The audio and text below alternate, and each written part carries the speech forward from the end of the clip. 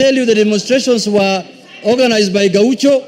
They will tell you they were organized by Matakwei. They will tell you the demonstrations were organized by Sakaja. They will not tell you the real culprits, the people who are organizing these demonstrations, Mr. Speaker. So it is incumbent upon us as people who have to discuss matters of national importance, Mr. Speaker, to tell Kenyans the truth, Mr. Speaker. Mr. Speaker, what happened yesterday was very clear. Mr. Speaker, it was not a Gen Z demonstration. It was a demonstration that was organized politically in this country, Mr. Speaker. And you can see where it happened. It took place in Nyeri. That is where Rigathi Gachagua comes from. It took place in Madira. It took place in Kisii. Mr. Speaker, the standard that has been set, the standards that has been set by Rigathi Gachagua in this country is that if you want to qualify to become a presidential candidate in his so-called opposition alliance, you must do as them a benchmark. But for you to qualify to become a presidential candidate in their team, you must do demonstrations how you are going to qualify to become one, Mr. Speaker. Mr. Destroy property. This ethnic mobilization in this country must end. Demonstrations must be for all Kenya. Why do you destroy the property and the livelihoods of your own community, Mr. Speaker? Mr. Rigathi Gachagua. Mr. Speaker, you can see the kind of planning that has been put into this matter. You can see the kind of money that has been paid to this matter, Mr. Speaker. Mr. Speaker, we must call a spade if we are to save this country, Mr. Speaker. Mr. Speaker, I am standing to move them. Mr. Speaker, my second point. Order. Yes, Wanjiku Moya, what is it? Honorable Speaker, you just ruled few minutes ago that Honorable Junet should substantiate when he's mentioning the names of persons on this floor. Was Honorable Rigathi in Homa Bay? Was Honorable Rigathi in Mombasa? Was Honorable Rigathi in Kakamega? Was Honorable Rigathi everywhere? Order, Honorable Wanjiku. Gone. Order. Gone.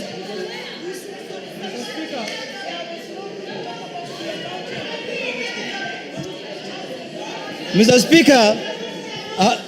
Speaker, I want to tell Honorable Muya that there was no destructions of property in Homa Bay. There was no destruction of property in Kisumu. There was no destruction of property in Kisii. But there was destruction of property in Nyeri. There was destruction of property in Nyandarua. There was destruction of property in Kikuyu. There was destruction of property in Nyamakima. That tells you who the chief goon is. The chief goon is Mr. Rigathi Gachagua, Mr. Speaker. Mr. Speaker, we must call a spade today. We must call a spade today, Mr. Speaker. You can see, Mr. Speaker, this is one man who is holding his community hostage, Mr. Speaker. He has decided to use his community and destroying their property and making and impoverish them in this country, Mr. Speaker. This is the Lord of poverty. This is the man who wants to make the community from Mount Kenya to become poor so that he can rule them, Mr. Speaker. Mr. Speaker, I want to say this. Order, members, listen to yourselves. Mr. Speaker, I want to say this. This country has a constitution. This country has a government. The government of the Republic of Kenya and the constitution must make sure that every citizen's life is protected and their property is protected, Mr. Speaker. We have an election in 2027. We don't have any other election before then. If you want to remove a government, you will not do it by force. You will not do it through demonstrations. You will not do it through burning and destroying people's property. You have to wait for the election to arrive. Mr. Speaker, my second point on this matter, the media of this country. Mr. Speaker, I support the freedom of the media, Mr. Speaker. And yesterday, I was sad when the live coverage was removed, Mr. Speaker. But Mr. Speaker, the freedom of the media also must come with responsibility, Mr. Speaker. Mr. Speaker, the media must be able to make sure that they report accurately and factually, Mr. Speaker. Mr. Speaker, for example, what is happening with the Standard newspaper and the KTN, Mr. Speaker?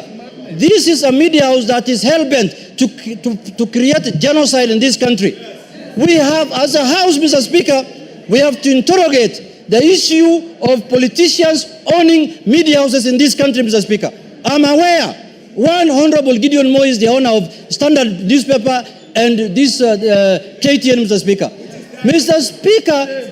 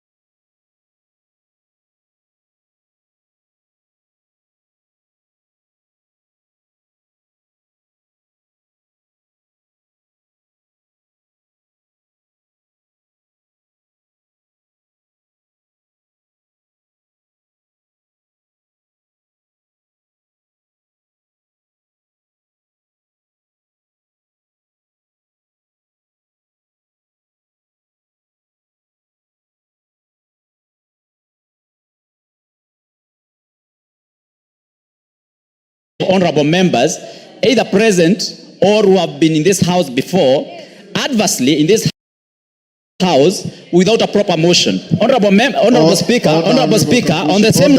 Take your seat. Honorable Kagusha, you have been a Speaker of Account Assembly before. Take your seat. Take your seat. Take your seat. Honorable Kagusha, you have been a Speaker of Account Assembly before. The standing orders that we wrote for this House are applicable where you are Speaker. When he mentioned sitting members of Parliament and Robert Mui protested, I stopped him. Order. Order. Honorable Kagusha, as a first-term MP, if you think you'll gain traction by being sent out of the House, I will not send you. Just come, enjoy.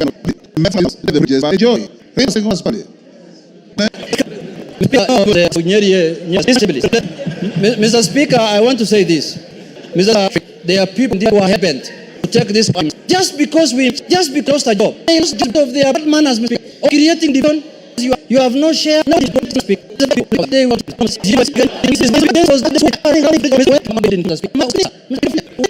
Speaker. When Justin Muturi was the Speaker, now says he wants to be chair of some commission called Justice Commission. That commission must start by investigating Muturi himself, Mr. Speaker, because he's the one who has caused the highest atrocities in this country by occupying Mr. Speaker. And also, Speaker, we are not because we see our country paradox, Mr. Speaker. They want to make a banana republic. Give him a minute. If you want to remove William Ruto as the President of the Republic of Kenya, wait for 2027. There will be an election on the 10th of August 2027. Mr. Speaker, I want to conclude by saying this. Kenya is a constitutional democracy. Kenya is a constitutional democracy. Let people not hide under the guise of Gen Z to cause anarchy in our country, Mr. Speaker. There is a deliberate attempt in this country to silence all institutions in this country. They want to silence Parliament. They want to silence everyone who speaks for the people, so that the only people who can speak are the civil society, LSK, and other kind of people. Mr. Speaker, I look at now the chair of LSK, who is my friend. Her mandate has expanded from legal issues now to political issues. Now we should elect the president of LSK through universal suffrage. Because, Mr. Speaker, that's the work she's doing. She's doing politics all the time, Mr. Speaker, which is good for the country, but she should limit her work to advocacy of rights of the people, Mr. Speaker. Mr. Speaker, I want to say this in conclusion finally, that what happened yesterday was an attempt to take over power unconstitutionally, to do a coup on the governance, on the government of the Republic of Kenya. We lost an election as ODM. We disputed the election. We went to the Supreme Court. The Supreme Court told us, you have lost the election. We abided by the decision of the Supreme Court. We never attempted to overthrow the government. What the hell can this Rigathi Gachagua do that he can take power through an orthodox means? Gachagua must be arrested as early as tomorrow. Tomorrow morning. Thank you, Mr. Speaker. I beg to move. I beg to move, Mr. Speaker. And I request the leader of the majority party, Honorable His Eminence, His Highness, the Kingpin of Mount Kenya, Kimani Ichung'wah, to second Majority the motion. Leader. Thank you, Honorable Speaker. Honorable Speaker, I beg to second this motion. Honorable Speaker, as I second this motion, it's important. Order. It's important, Honorable Speaker, as I second this motion, for us to be clear on what the motion is asking us to do. One, Honorable Speaker, is to affirm and acknowledge that the people of Kenya and every citizen in the Republic of Kenya has the right to demonstrate, protest, and express dissent in accordance with our Constitution, but do so peaceably and unarmed, Honorable Speaker. The other thing we're asking to be done by this motion is to condemn in the strongest terms possible the wanton destruction of property that we witnessed yesterday. And I dare say, Honorable Speaker, that wanton destruction, as the mover of this motion has said, was visited largely on the people of the Mount Kenya region, where I come from, on businesses owned by the people of Mount Kenya. If you look at Nairobi County, Honorable Speaker, the businesses were looted were largely businesses owned and being run by people from Kenya. Whether it is OTC, whether it is Nyamakema, Honorable Speaker, I was unwrapped myself. I watched by a young lady who was praying to the Almighty God that God has provided with resources to my shop that was looted today. I pray that the God I pray will replace everything that I have lost and double it. And I want to assure that lady, we will support you even as we seek to support other people who lost lives and livelihoods, Honorable Speaker. And let me express my regret, Honorable Speaker, and lost their lives, not just yesterday, but in last year. But we must have a way to mourn and memorize. We do not need to lose more lives to memorize those that we lost last year. Yes. We do not need to. Honorable Speaker, the other thing this motion is asking us to do as a House is to call upon the Inspector General of Police and the DCI, the Director of Criminal Engagement, to immediately and expeditiously investigate the acts of lawlessness and bring to justice those found culpable, including, Honorable Speaker, current and former politicians who are involved in planning, mobilization, financing, incitement of mobs and goons, Honorable Speaker. That way is Honorable Speaker. June 2024, 25th of 2024, with the unfortunate incidents that happened, Honorable Speaker, let it pass. If you can protect me from the member for Narok County and the member for Elaquet. Honorable Speaker, saying June 24, we let it pass. And two sitting members of this House who are being investigated by the Director of Criminal Investigation rushed to court, obtained orders to stop their arrest, following information that DCI that they were involved in the mobilization of goods that looted from the people of Mount Kenya in Nairobi, including the burning down and deaths of Kenyans at the Sunbeam building somewhere along Kimathi Street, Honorable Speaker. They continue to be protected by the judiciary, Honorable Speaker, through that court order. Court orders using anticipatory bails cannot be into perpetuity, Honorable Speaker, because we are breeding impunity through these conservatory and preemptive orders, Honorable Speaker. The same characters, Honorable Speaker, are involved in the realization and looting that you saw yesterday, Honorable Speaker. The chief finance and key mobilizer, Honorable Speaker, yesterday, we lost Kikuyu. The Kikuyu law courts were all raised down and everything looted, including the destruction of court records, including titles deposited in those courts, securities of people deposited in those courts, and criminal records, Honorable Speaker. This acts as the first part of this is, these are not just acts that happen. They are deliberate. They are mobilized. They are being financed by somebody or a group of people who, Honorable Speaker, then rush to court to get protection. Allow me, Honorable Speaker, to speak to the judiciary today. And you know, when they went for the Gentiles, I kept quiet because I was not a Gentile. When they went for who, I kept quiet because I was not who. When they came for me, there was nobody left to speak for me. The impunity we started breeding last year, Honorable Speaker, is destroying today and destroying the fabric of the country that we call Kenya. Honorable Speaker, it's not just the law courts that were destroyed in Kikuyu. The office was also raised down. I've said the law courts, the sub-county, the county offices, including graders and machinery of the county government of Kiambu, our people do their roads, and county records, including on property records in those offices, Honorable Speaker.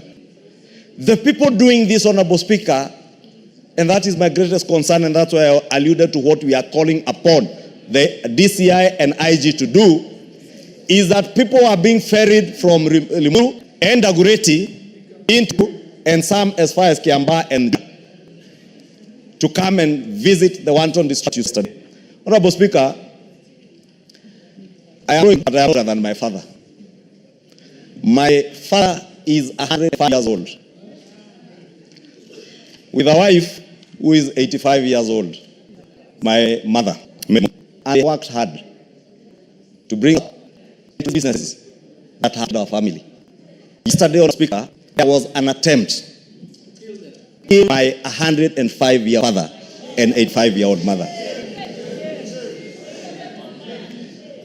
All in the name of myself being the leader of majorities, having my best of my ability. And I saw by the Speaker standing before you, I will execute my duties without fear, without favor, and to the best of my ability. And I will continue to do that, Honorable Speaker. Let nobody be in doubt. The Honorable Junet Mohammed has mentioned names. I did say here last year during the impeachment process of the former deputy president, this is a dark man with a very dark heart. Very black heart. I dare say today, Honorable Speaker, in this house, Honorable Rigathi Gachagua is the one who directed goons he mobilized to go and murder my parents, destroy my property in Kikuyu, destroy the property of the people in revenge. Honorable Speaker, we cannot build a country that way. That is, Honorable Speaker, we are asking the federal police. It cannot rest at this. Nobody, not Kimani Ichung'wah, not Rigathi Gachagua, not sitting members of parliament in this House, Honorable Speaker, who are doing this work, and some 2 senators, Honorable Speaker. As Honorable Mohammed said, if you look at the trajectory of violence and destruction that visited, you can associate that violence with a particular politician and the area they come from and the kind of thuggery that was going on, Honorable Speaker. So as we condemn, Honorable Speaker, let us call on the Inspector General of Police and the Director of Criminal Investigations. Anybody involved in this criminality, whether it is Kimani Ichung'wah, whether it is Junet, whether it is Jane Kihara, whether Kaluma, whether it is Major Don, whether it is Kakakuya, whether it is Tamedo, investigate each and every one of them without fear or without favor, and whoever is culpable, bring them to book. Because we cannot have a country of lawlessness, Honorable Speaker. We cannot have a country. Give him 1 minute. Honorable Speaker, I was finishing by saying we can't. I purport to speak for the people, my people. I mobilize people to destroy my property. I mobilize people to kill our own people so that we make political capital out of it.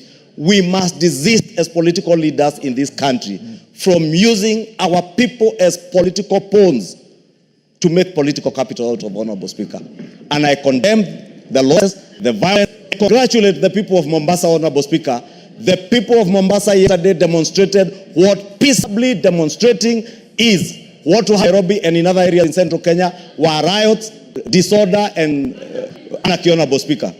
And the owner of that anarchy is known, must be apprehended. Honorable Speaker, allow me to commend the police also for the restraint that they exercised yesterday and for the hard work they put yesterday when a police lady was being brutalized by men, grown men, beating up a woman, Honorable Speaker. It's the most despicable thing you can find, that a man is stepping on a police officer on her head.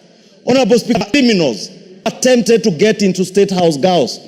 It is not William Ruto's children who go to State House girls. It is not Kimani Ichung'wah's daughters who are in State House girls. It is our children.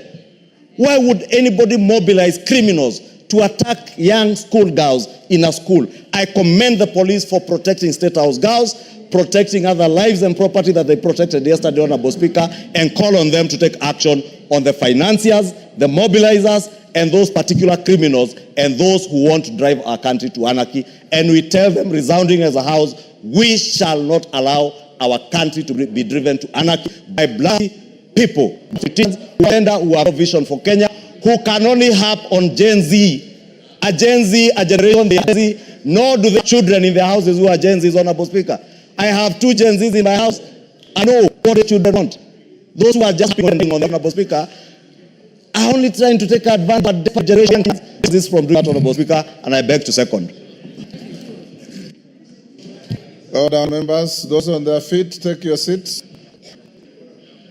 Honorable members, I now propose the question, which is that appreciating that Article 37 of the Constitution guarantees the right to assemble, demonstrate, and petitions to proceed peacefully, appreciating that on Wednesday, 25th June 2025, order,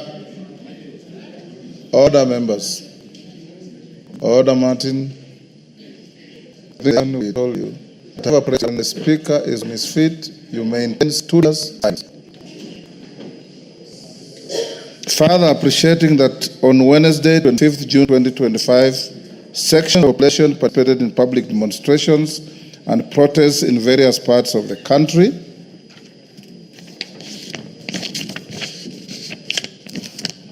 Deeply disturbed in exercise of this great constitutional right, there were numerous cases of violence, arson, invasion into both private and public premises, attacks on innocent wananchi and security officials, most of police officers, and further deeply disturbed that demonstrators destroyed and vandalized both public and private properties and infrastructure, including shops, business premises, homes, and markets in various places in the country, including Nairobi, Kikuyu, and Olkalau, among other places, alarmed by attempts by demonstrators to end girls' schools, including the State House Girls, Nairobi.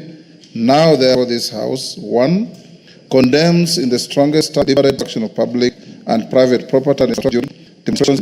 2, express grave concern over the repeated incidents of violence targeting civilians and public officers, including security personnel. 3, affirms and acknowledges the right of every citizen to demonstrate, protest, and express dissent, while emphasizing the need to protect livelihoods and property. And 4, calls upon the Inspector General of Police and the Directorate of Investigations to immediately and expeditiously investigate the acts of lawlessness and bring to justice those culpable, including current and former politicians who are involved in the planning, mobilization, financing, and incitement of goods and criminals. Honourable members, the screen is too small to accommodate all of you, so I'll use a show of hands to pick on those to speak. Millie Odhiambo. Thank you, Mr. Speaker, for giving me this opportunity. Everybody has. Thank you, Mr. Speaker. First of all, my condolences to the family who lost their loved ones yesterday. The ones who have once 20, they lost, but I want to speaking of which, Mr. Speaker was very sad. Mr. Speaker have become the experts in demonstration, Mr. Speaker. I think we were conquests, we were called. Bear fidelity to history. Exactly. You as truly here was with you in code and NASA. Yes, so it's not as ODM. No, I've heard of as you know, NAS and code and those. But the concept, Mr. Speaker, for me as Millie Odhiambo, I can't cheat you. I thank God that I'm resting, Mr. Speaker. I don't think people understand what it means to go to the streets. I understand when the Gen Zs are writing letters to their parents saying we may not come back. I'll tell them that because they didn't know I'd come back. So let us be. You called us names, Mr. Speaker. You called us names. You said we are anarchists and all that, Mr. Speaker. Mr. Speaker, but who is God? God creates balance. Mr. Speaker, you called us names. We were fighting for the same rights you are fighting for. Mr. Speaker, now instead what you are telling us is that Baba is eating and observing table manners. Mr. Speaker, 2 minutes, because I was interrupted, or 2 minutes. Mr. Speaker, it's difficult to be Baba. You are damned if you do, damned if you don't. So, Mr. Speaker, we are only learning from the best. You have observed table manners since independence. Let people from the lake also observe table manners. For once, let us also observe table manners. And take over, and I've heard people saying that that in terms of demonstration, you've overtaken Baba, that we've been lying, that we want to, that no, I am to that you have overtaken us. Please, but Mr. Speaker, I want to say one thing, if you would allow me. Mr. Speaker, Mr. Speaker, yesterday I left my house, not caring for my life. I went to State House, on social media, that State was under. Give her 1 minute. Thank you, Mr. Speaker. When I saw State House under attack, Mr. Speaker, I did for light. I condemned that this woman was under attack. Mr. Speaker, not allowed. Mr. Speaker, where we are attacking women, Mr. Today in a WhatsApp group of FIDA, I am very disturbed. Women being removed from motor, they were being gang raped, and being, even in our time with our excellence, even when we are infiltrated, that Mr. Speaker, people condemned them. Come, let us reason together. Allow me kindly to emphasize or substance about to the journey of them side. I ask myself really what justice should do. I said Council Musyoka carrying a ref to go away on behalf of those who had lost their lives. Nothing wrong with that. Remember, so actually lay rates on the ground of those who were doing as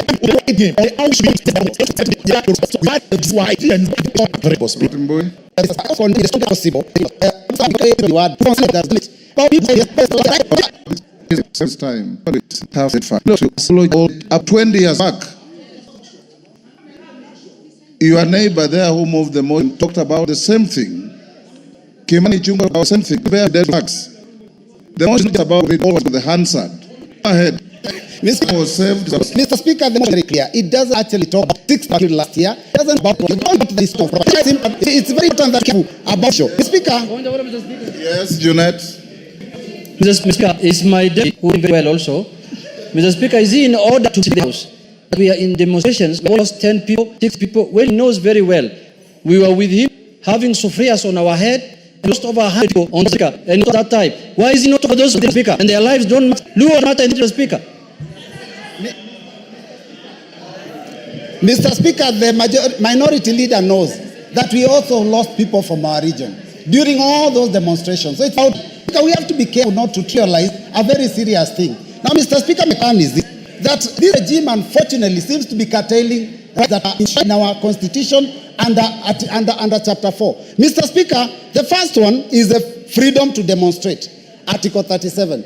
Yesterday, you know that the police were trying to stop our youth from demonstrating, which unfortunately is against the Constitution. Mr. Speaker, the right to life, police bullets have taken so many lives, and that is against Article 26. Mr. Speaker, the freedom for movement, which the minority leader has talked about, that people are coming from other places, is a right under Article 39. And Mr. Speaker, also the freedom of media under Article 34 has to also be respected. These rights are being trampled upon. But Mr. Speaker, more importantly, the reason behind yesterday's function is that we were coming to lay wreaths. Mr. Speaker, you know, you gave our permission. We lay wreaths even with members of this House, outside Parliament, with your permission. I had informed you that my leaders would also be coming to lay wreaths, and you didn't refuse. You only said they don't come. I told you I was not welcome in the presence of Parliament. You said they don't come to Parliament. Yes. Mr. Speaker, we laid the wreaths at the fence on the barbed wire that has been put, that is barricading Parliament. Mr. Speaker, how does a member then wake up and say that it is for my party leader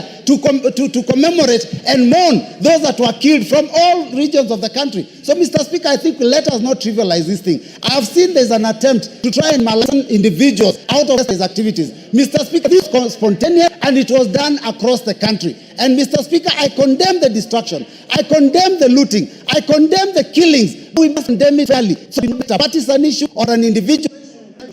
Yes, they